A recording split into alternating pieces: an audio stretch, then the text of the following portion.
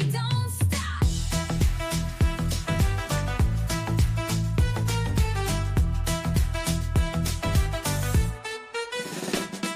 She don't miss nothing, got the scoop on lock. Spilling all the tea while it's still too hot.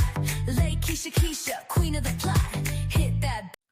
Hey, hey, hey, how is everyone doing? Make sure you guys are liking the video and subscribe to the channel, and make sure you guys enable your bell notifications so you do not miss out on a video. And also, make sure you guys are following me on Twitch. Now, if you guys are not familiar with Twitch, Twitch is it's a social media app similar to YouTube, very similar to YouTube. Now, if you are not familiar with Twitch, go ahead, download it from the Apple Store. If you have not yet, follow me at Lakeysha Keysha. My handles are the same. Now, please make sure you're following me on Twitch. I'm trying to get to 1,000 subs. Also on Facebook, Instagram, TikTok, and Snapchat. Okay, make sure y'all following me there as well. Now, let's get into this video. We have been talking about the Porsha Williams and Simon Guobadia's divorce. It has been finalized, and we are talking about Porsha Williams from the Real Housewives of Atlanta. Now, some of you guys are asking questions about the payment and how is this going to work out.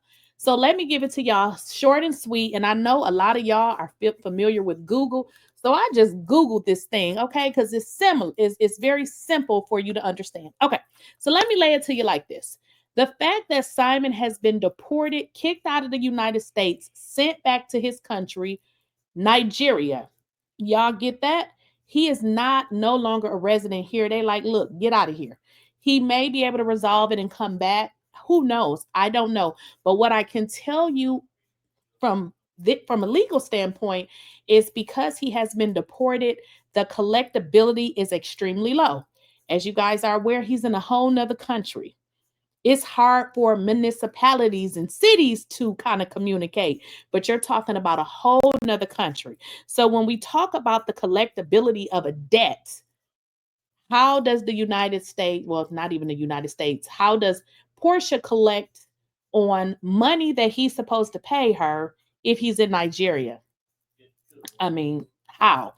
It will be very difficult. Now, some people will say it in the chat, he gonna get arrested. Unfortunately, for a civil stuff, you don't get arrested because, as I kind of explained it to y'all before, if for some reason, if he pays or if he does not pay, at any rate, the house will be transferred into a trust with both of their names. So simply what that means for Porsha, let's say Simon don't pay nothing.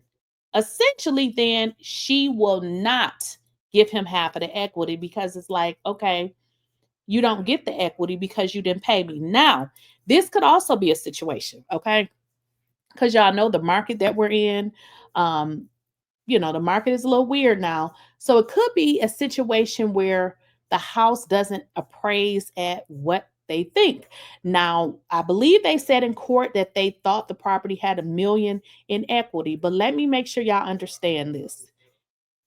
Somebody would have to buy the property and realize the value. If someone's looking at the property or several people are looking at the property and don't want to pay what they're asking, and then they don't, the equity, then it's not there, because if the person or people decide that they don't want to pay whatever they're asking, that's kind of how they get the equity. But in this sense, Porsha would be the one buying a house. So it's kind of a flip situation, but kind of the same because the property would have to appraise out. Obviously, if Porsha sells it, then she would, they would agree on what they're going to sell it as, and it would go that way. But at any rate, no, Simon will not be locked up for not paying this, okay? Because he is in Nigeria, as I stated to y'all before, it is a slim chance, no chance of this being collected, okay? Now, generally, the U.S. cannot directly arrest someone in another country. So let me kind of explain to y'all how that works, because it's different when you're in another country. So the U.S. can request a foreign government to arrest and extradite a person wanted in the U.S., but the foreign country must agree to this request and follow its own legal process. So they generally only do this when it is a something criminal. You know what I mean? Like they are not extraditing anybody for not paying an ex-wife that they're no longer married to. And first of all, he's been kicked out of the US. So just forget it. It ain't going to happen. And let me kind of go over some of the other standards that they says in terms of extradition treaties. The U.S. has extradition treaties with many countries allowing for the formal request and transfer of individuals accused of or convicted of crimes. Simon ain't been accused of no crime. He has not been convicted of a crime. And that's what I was trying to explain to y'all. They only do this when there is a crime. This person has, committed a crime. Obviously, if the person has committed a crime, y'all don't want them in your country because, they could potentially do something over there. So this is how different countries, the United States, are able to work out these treaties with other countries because they'll say, hey, you got a criminal over there. This person is wanted for this. This doesn't apply to Simon's situation. This is simply two people that got divorced. Simon is only there because he got kicked out. I mean, I don't believe he voluntarily left. What we learned in court is he did spend a lot of time over there, but he also spent time here. So he did have the luxury of being in two places, but now he's only in one place. Okay. So nothing is going to happen to him, y'all. He will not be locked up. But in terms of the collectibility of this debt, it is very difficult for her. It will be very difficult for her to collect this money, if she can collect it at all, by Simon being in Nigeria. And I don't want to get into, the legal aspects of it. Obviously, I'm not a lawyer, but it will go something like this.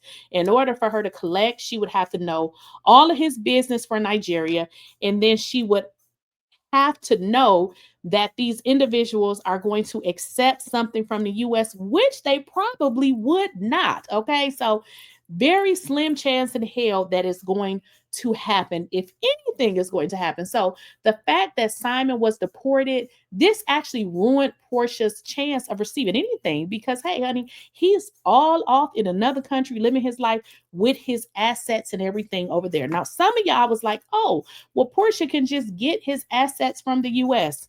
Yeah, from what I recall, everything was gone. So he was smart enough to know that. And from what I learned, nothing was in the U.S. for her to actually get.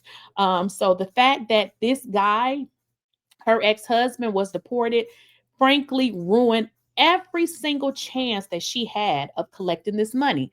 And some of you guys, were saying like, dang, she get to get the house. Well, let me make sure you guys understand the house is not paid for. So essentially she would I keep saying refinance. She would buy the property and it would be in her name and she would be responsible for paying the mortgage. So there's a different sort of parameters here because she will have to pay the mortgage. Essentially, he's supposed to pay for 36 months, but if he don't pay, what y'all think they're gonna do? Nothing. They're not gonna do anything.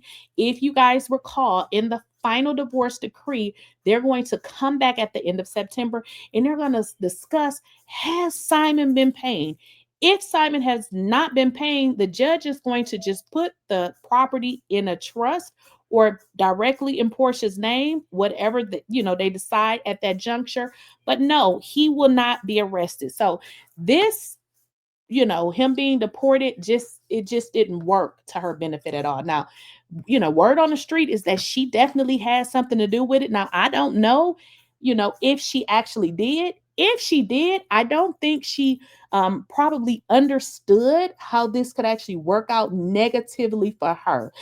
Because in all honesty, by him being deported, he now has a whole nother set of rules. He is not bound by the rules of the U.S. Now, he does, have a court order that says he's supposed to do all these other things. But if he don't do it, what they gonna do? What can they do? What can the U.S. do to somebody in another country who is not put out of the country for breaking a law or, violating something to the magnitude that, they would, have serious offenses.